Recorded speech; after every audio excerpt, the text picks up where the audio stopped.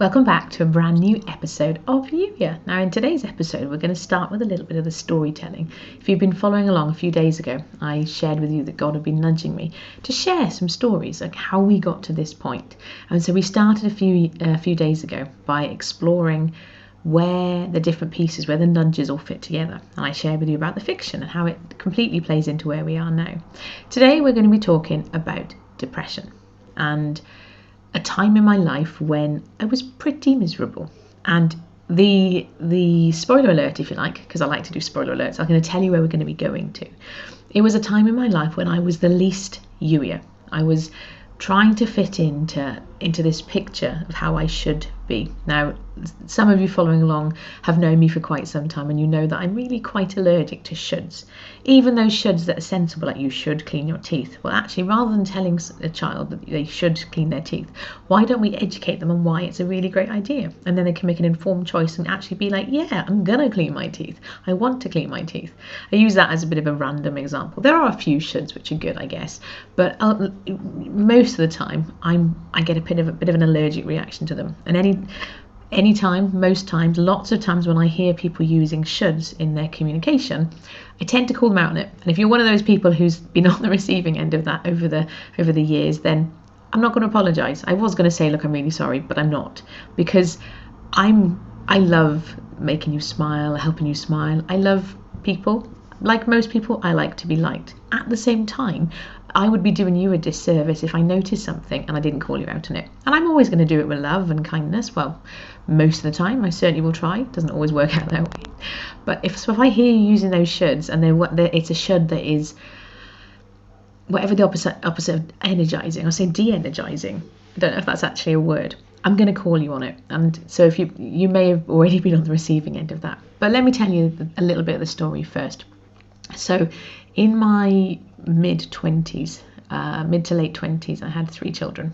I still have 3 children, although one is nearly an adult, but I had 3 children, and on paper, life was brilliant. I had a house, a husband who loved me, 3 children, everything was great. I should have been happy. But that does coincide with the time in my life when I remember feeling really frustrated and angry an awful lot of the time. There was a story that I'm not particularly proud of. When I was pregnant with my eldest, we just moved out of the house in Brecon that we'd sold, and we were waiting to find somewhere to live. The house we're in now, as it turns out. But we were temporarily living at my parents' house. My sister and her husband had just got back from their honeymoon, and so they came into the house to share their wedding photos. Now, I don't know what triggered this, but for some unknown reason, and I flew into the biggest rage ever. I don't remember much about that time, other than I remember my mum saying, I was pregnant with my eldest, saying to me, you're going to have to calm down, otherwise you're going to hurt the baby. I was horrible, and I don't know why. I can't remember why. I don't even recognise myself in that description. But there was something there that made me fly off on one. And I use that by way of example of how I used to show up. Now, lots of you following along will hopefully not recognise that person, because most of the time that's not me. As I've shared with you before, I'm not somebody who's going to tell you I'm happy all of the time. I maintain, and you've heard me say countless times, anyone who tells you they're happy all of the time is either lying to you or to themselves, or they're on something.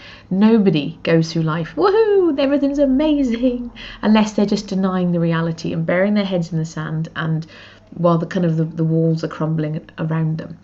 I ultimately am here to advocate that, yes, do you know what? Sometimes things happen, and yes, you can choose to reframe stuff. You can choose to acknowledge that something is really challenging and then move through it. But just to stick your fingers in your ears, la la la la la, and pretend like it's not happening, and all the while with a great big grin on your face, that's not healthy. And at the same time, most of the time, I like life. I'm quite happy and content. Even, I've shared with you before, it's quite chaotic here right now. Although, I have to say, the end is in sight. I hope that we've got maybe just 2 more weeks after this week, and then we'll be done with all the building work, which I'm very excited about. But see, even that, the act of anticipating it being done and looking forward to it, the act of anticipation can be part of your happiness, and part of how you can thrive even when stuff is chaotic. You can acknowledge, you know what, because I will acknowledge, I've had enough of it now. I'm sick of stepping over boxes, and the number of times because I'm quite clumsy, the number of times I've kind of tripped over something, nudged into something.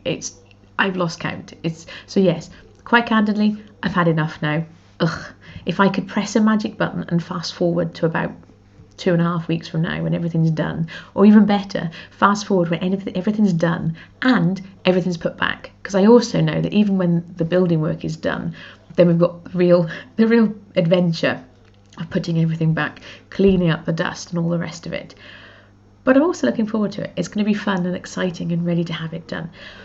My point is, most of the time I'm quite happy and content. That person that I was then is a completely different person. Now I think there's two main reasons for that.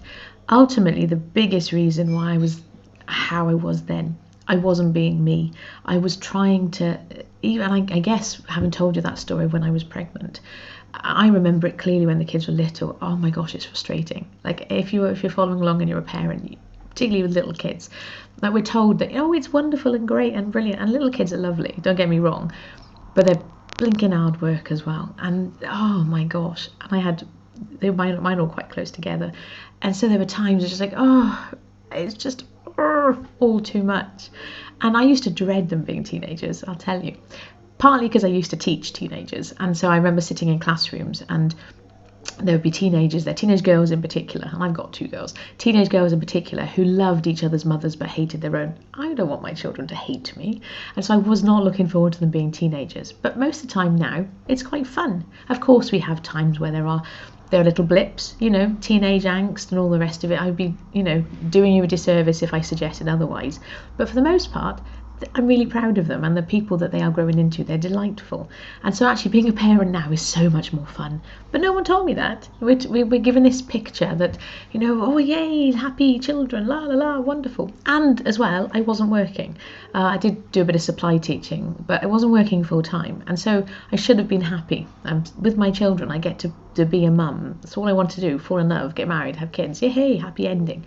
Sometimes it doesn't work out like that.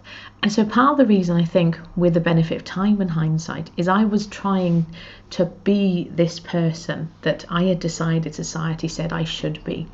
And you should really have your act together as a parent, and there's certain expectations. And as you're going to hear me share in the next episode, my brain doesn't always function in the way that other people's brains function. And that's fine.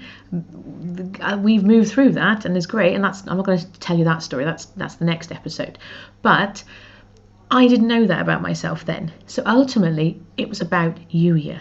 I wasn't being who God created me to be. And at the same time, I didn't have the relationship with God that I've got now. Yes, I'd prayed the prayer and I'd started going to church again, but it wasn't the kind of, doing life. And my whole picture of God has had a huge upgrade over the years, and we've alluded to that a little bit as well, and that there's something we'll dig into again, the picture of actually how God wants to be known by us as a God of love, compassion, kindness, as opposed to this picture that I grew up with through the church. So all of that coupled together, and you've got a very angsty, not very happy me.